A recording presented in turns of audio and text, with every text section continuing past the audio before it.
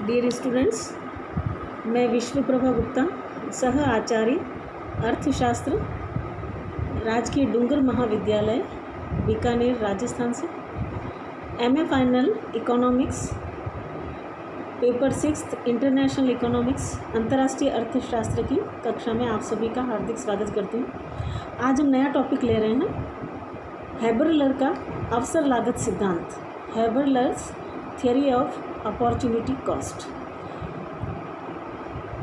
इससे पहले हमने रिकार्डो का तुलनात्मक लागत सिद्धांत पढ़ा था, लेकिन रिकार्डो के तुलनात्मक लागत सिद्धांत की इस बात के लिए कटु आलोचना की गई कि यह सिद्धांत जो था वह मूल्य के श्रम सिद्धांत पर आधारित था, और मूल्य का श्रम सिद्धांत ये बताता है कि किसी वस्तु के उत्पादन में जितना श्रम समय लगता है, जितना लेबर टाइम लगता है, उसी के आधार पर उस वस्तु की जो प्राइस फिक्स होती है। अगर किसी वस्तु के निर्माण में 2 घंटे लगते हैं तो उसकी तुलना में अगर किसी वस्तु के निर्माण में 3 घंटे लगते हैं तो 3 घंटे वाली वस्तु की कीमत ज़्यादा होगी और 2 घंटे वाली वस्तु की कीमत कम होगी। यानी कि श्रम ही उत्पादन का एकमात्र साधन है, और जो श्रम है वह समरूप है, होमोजीनियस है, और सभी वस्तुओं में श्रम का उपयोग एक से स्थिर अनुपातों में किया जाता है। ये सब बातें ली गई थी, लेकिन ये सब मान्यताएं अवास्तविक हैं, क्योंकि वास्तव में देखा जाए तो पहली बात कि जो श्रम है वह एकमात्र साधन नहीं, उत्पादन का एकमात्र साधन नहीं है। अन्य साधन भी हैं जिनमें हम भूमि, पूंजी एवं अन्य संसाधनों को लेते हैं। दूसरी बात, श्रम जो है वह समरूप नहीं, यानी कि श्रम जो है अलग अलग रूपों में होता है, जिसमें श्रम कई अप्रतियोगी वर्गों के विभिन्न प्रकार और श्रेणियों में बटा होता है। और तीसरी बात, विभिन्न वस्तुओं के उत्पादन में श्रम अलग अलग अनुपातों में काम में लिया जाता है।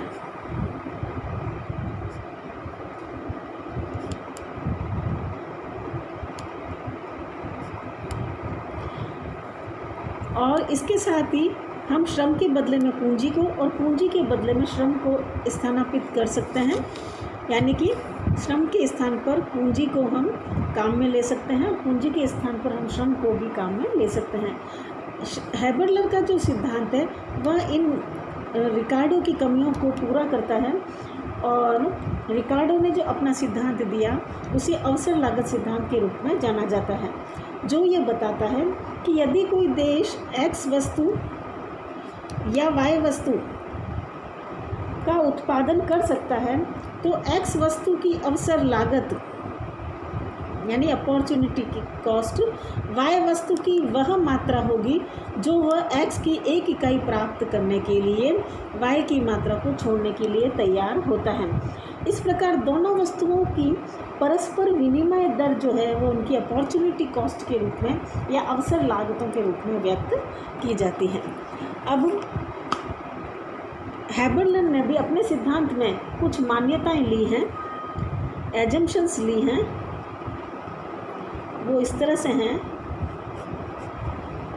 सबसे पहली बात कि 2 देश हैं और हम मान लेते हैं कि 2 देश A व B हैं। दूसरी बात, उत्पादन के 2 साधन हैं और वह है श्रम तथा पूंजी, लेबर एंड कैपिटल। तीसरी बात, प्रत्येक देश 2 वस्तुओं का उत्पादन कर सकता है। 2 वस्तु कौन सी? एक X वस्तु और दूसरी Y वस्तु। फिर चौथी बात कि वस्तु बाजार तथा साधन बाजार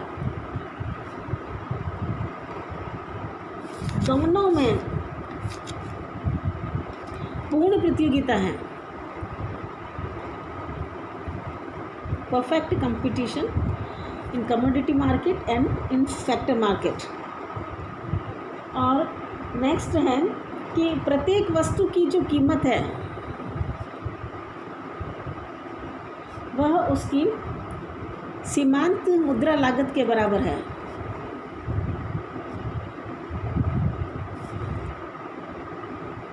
इसके अलावा प्रत्येक साधन की जो कीमत है वह उसकी सीमांत उत्पादकता मूल्य के बराबर है, यानी कि मार्जिनल प्रोडक्टिविटी की वैल्यू के बराबर।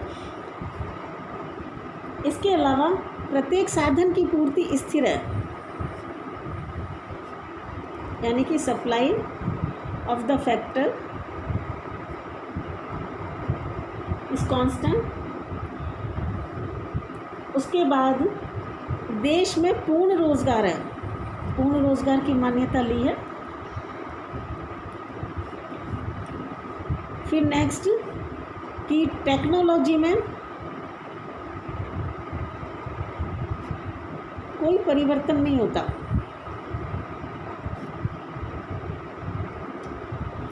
फिर देश के भीतर साधन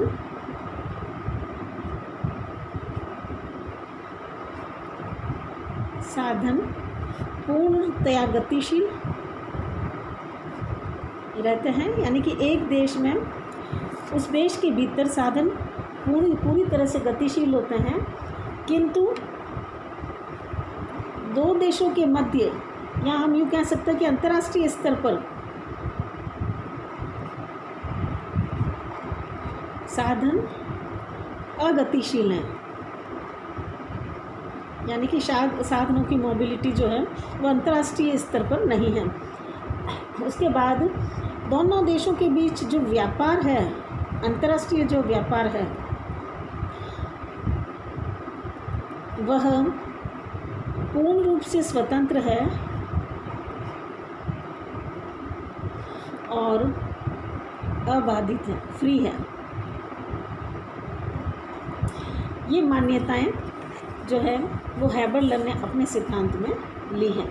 इन मान्यताओं के दिए हुए होने पर उत्पादन संभावना वक्र यह बताता है, इन्होंने उत्पादन संभावना वक्र का यूज़ किया है, अतः उत्पादन संभावना वक्र जिसको हम प्रोडक्शन पॉसिबिलिटी कर्व कहते हैं, वो ये बताता है कि कोई भी देश उपलब्ध प्रौद्योगिकी के साथ, उपलब्ध टेक्नोलॉजी के साथ उत्पादन के साधनों का पूरा प्रयोग करते हुए दोनों वस्तुओं के अधिकतम दक्षता से कितने विविध वैकल्पिक संयोग बना सकता है, कितने अल्टरनेटिव कॉम्बिनेशंस बना सकता है, वो पीपीसी के द्वारा हमें पता चलता है। और पीपीसी की जो ढाल है, यानी कि स्लोप ऑफ पीपीसी, वो हमें बताती है एक वस्तु की उस मात्रा को जो देश दूसरी वस्तु की एक इकाई प्राप्त करने के लिए छोड़ने को तैयार होता है, यानी कि स्लोप ऑफ द पीपीसी जो है वो हमें एमआरटी यानी मार्जिनल रेट ऑफ ट्रांसफॉर्मेशन, रूपांतरण की सीमांत दर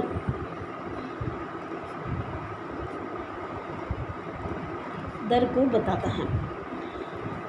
अब हैबरलर ने अपने सिद्धांत को अलग अलग लागत स्थितियों में उसको एक्सप्लेन किया है और विभिन्न लागत स्थितियों में उत्पादन संभावना जो वक्र है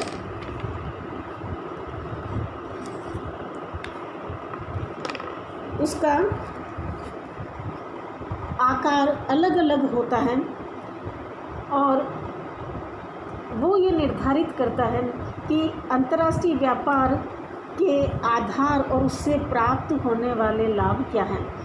यदि x की एक अतिरिक्त इकाई प्राप्त करने के लिए y की जो मात्रा छोड़ी जाती है, अगर y की छोड़ी जाने वाली मात्रा स्थिर है, इसका मतलब उत्पादन संभावना वक्र जो है वो एक सीधी रेखा के रूप में होगा, एक सरल रेखा के रूप में होगा और वह यह बताएगा कि अवसर लागत जो है वो स्थिर है, अपॉर्चुनिटी कॉस्ट जो है वह स्थिर है। अब अगर x की एक इकाई के लिए y की छोड़ी जाने वाली मात्रा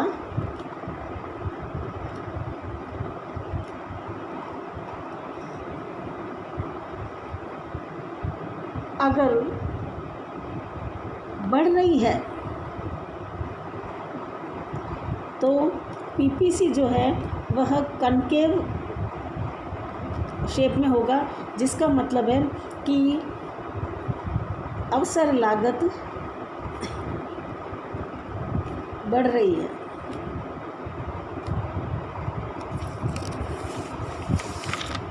और तीसरी स्थिति है कि यदि x की एक अतिरिक्त इकाई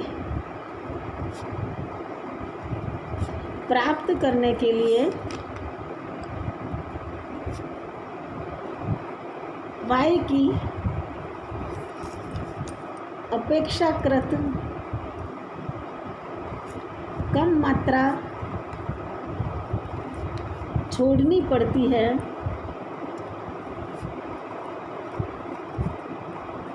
तो पीपीसी कॉन्वेक्स होगा, यानी कि मूल बिंदु के प्रति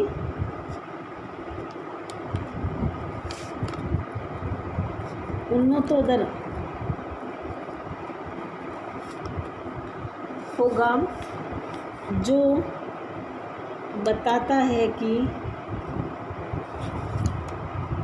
ओसी यानी कि अवसर लागत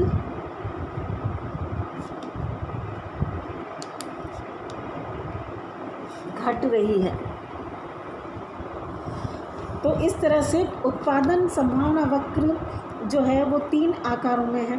सरल रेखा के रूप में जब अवसर लागतें स्थिर हैं, कनकेव शेप में जब अवसर लागतें बढ़ रही हैं, और कन्वेक्स शेप में कब होगा, जब वह यह बताएगा कि अवसर लागतें घट रही हैं। तो तीनों ही स्थितियों में हम हैबर-लर का अवसर लागत सिद्धांत देखें।